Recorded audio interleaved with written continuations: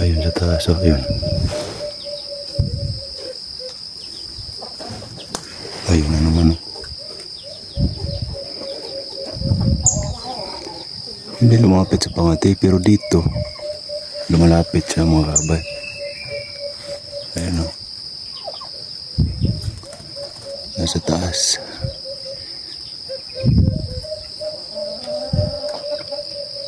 Ayun. Kumain ng feeds.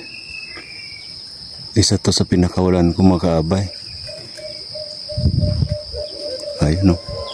Kumain ng feeds.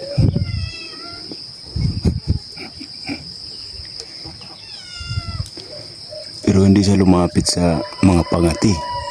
Dito lang siya sa bahay. Ganda. Hindi nga natakot sa tao. Siguro isa to sa pinakawalan ko mga kabay.